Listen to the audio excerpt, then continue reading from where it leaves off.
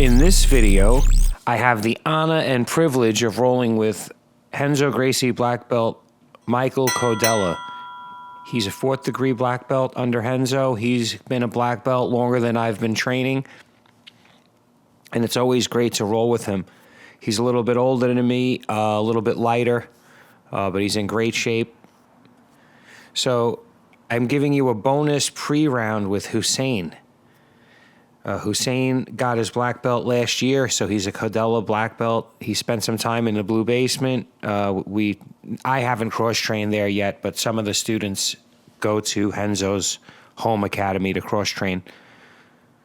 So here he already has me in a heel hook. I'm defending by pressing my right foot against my left foot. I'm kind of like in a butterfly. And it's working for a while. But eventually, he's able to get the exposure he needs to finish, so I just tap. But I'm starting to learn, I'm not getting submitted in the first second that he puts it on the way I used to, but it's really hard to stop his leg attacks. I still haven't figured out the best defense. So it's hard to get him from scooping one leg. So here he's letting me play top. I was looking to weave and pass, but he inverted. Then I was looking to spin him and put my knee to his side, which he expertly denied, because my timing looked pretty good there. But if he's a split second, a piece of a second ahead in his thoughts, he's able to defend it. That's why I say a lot of what goes on at the top levels is the ability to anticipate. So here I'm looking to do like an arm drag, drag my own arm by grabbing his wrist, pinning his leg. It's an incremental pass. I do it all the time. Now I'm looking to kick off that final hook, which I do, but we were going off the mat there. So that's Anthony in the background and Eli. Anthony's in the orange. I have a round with him. I have a few rounds with him on the channel. He's a brown belt competitor, and that's Eli. I actually used to train Wing Chun with Eli back in 2000, so going back 25 years. Crazy. So here I'm looking to isolate Hussein's arm to get my Kimura, and I always use that to sweep, but he kind of gave it to me because he wanted that leg entanglement, I think. So I know he could finish me here, so I'm rolling. And I'm thinking about a knee bar on his right leg, but he finishes the heel hook on my right leg before I can affect any type of real meaningful movement. And I told him that there, and he said he thinks he agreed with me. I had to shut the sound because we have music on. This is a Saturday open mat. So it's kind of like an open mat dance party to 80s and 90s music. So there I tried an ankle pick, and then I came up. And that ankle pick, I think, would have worked on a lot of people, but he was able to put weight in it perfectly when he identified the threat. So again, I'm looking to pull him forward. I'm doing the Michael Pixley. I'm trying to pull him forward, get weight on that front foot, and sweep him. I've always been a big fan of Pixley, and I wasn't surprised on what he did to Marangali at all. I don't care what belt rank you want to give him. I watched those Daisy Fresh videos. The guy is an expert. And then they posted some videos of him doing wrestling, and his wrestling was superb. So there I'm looking to put weight on Hussein's head. I'm looking for that trip sweep. So here I'm going down to one knee, looking for the ankle pick, looking to see what happens here. That was a good move on his part. He swept his right leg under my left leg and was able to take me off my base. And now I'm playing guard. Also, it looked like Marangali got injured off that slam, and that's why he got the Darce that easily, even though I know that's what he likes to do. It didn't look like Marangali was even defending the Darce at that point. It looked like his shoulder must have been destroyed.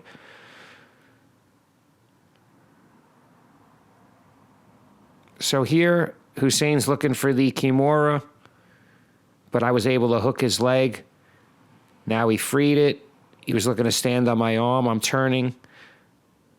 I'm pushing my head out from in between his legs, and now I'm back in what I like as a defensive position.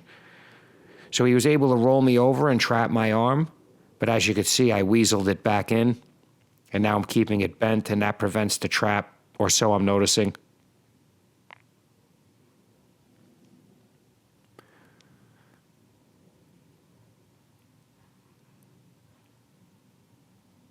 So I have a good defense here. Only because I've gotten my guard passed so much as an older practitioner against younger, stronger guys when I was less skilled. There I tapped because he was pulling on my shoulder. I have two ripped out shoulders. I missed probably a year of jiu-jitsu, a year and a half, due to these two shoulder injuries. Again, these were early on. But he would have finished me eventually with something. But as soon as I felt a lot of pressure on the shoulder, I tapped.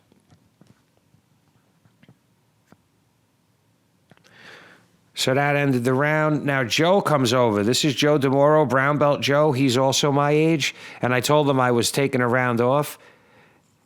And then Mike Codella asked me to roll. And I have to roll with him if he asks me. He's the owner of the academy. Definitely what I would consider a jiu-jitsu professor. As I said in the opening, he's been a black belt since I started training 16 years ago. That's hard to imagine. He has so many tools in his arsenal. Every time he teaches, it's like I'm learning something I've never seen before. And a lot of it's more of I suspect it's like the old school jiu-jitsu. Whereas I think what I learned over the years has been more modern.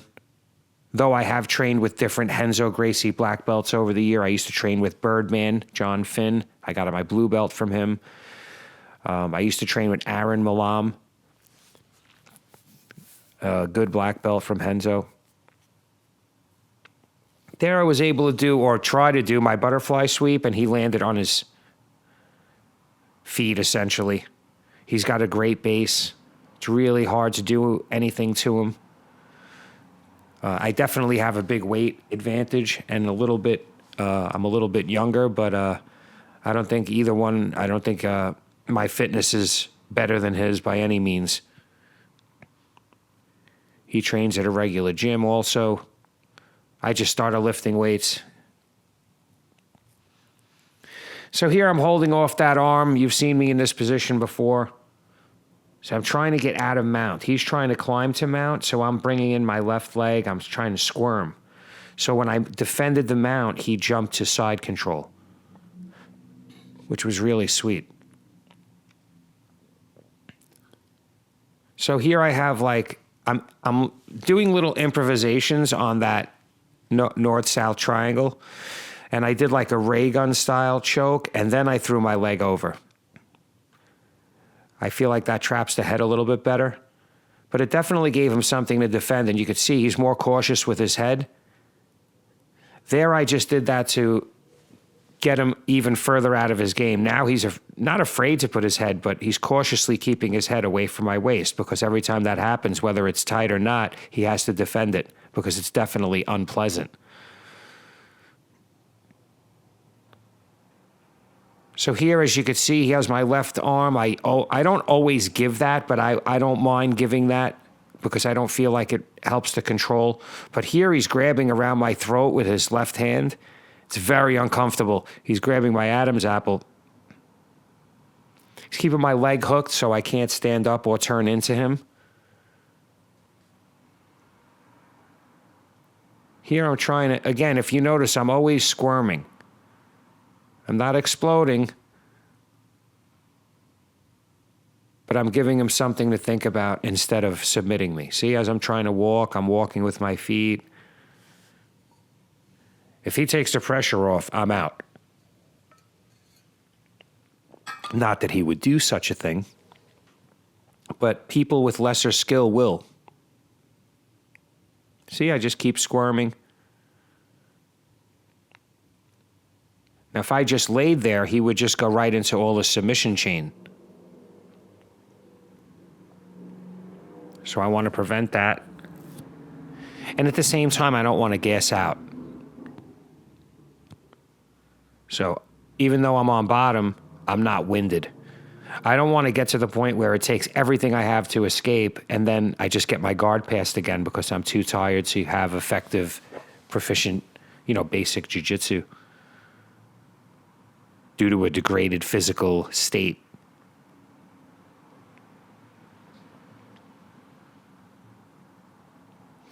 So here he's got my left hand. I don't really mind that.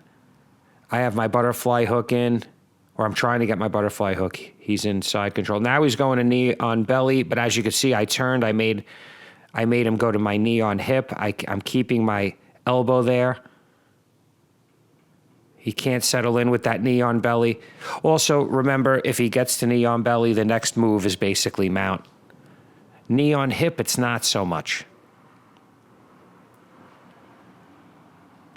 So I'm trying to turn enough where I could get to a north-south, get on my hands and knees, and just back out. I'm controlling his right arm because I don't want him to grab my head or grab my arm. So I'm using one arm to defend the other.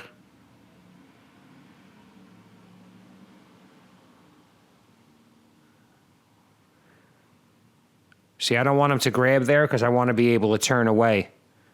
And if he's controlling my legs, it makes it even harder. See, so I'm starting to get more to a north-south position. And then I'm going to try to usually I try to put my right hand on the shoulder and spin out. In no gi. In gi, things are a lot stickier. That's why in no gi you see people standing up a lot and it turns more into wrestling. Because it's hard to keep somebody down that's resisting.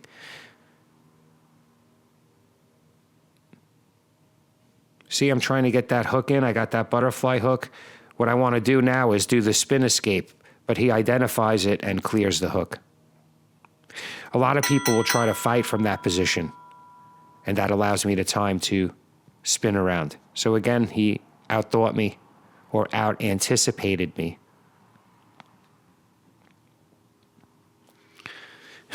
Now we're talking about, like, bad posture from jiu-jitsu and the way you lean, like your neck could tend to lean forward, and how our backs become more arched from jiu-jitsu.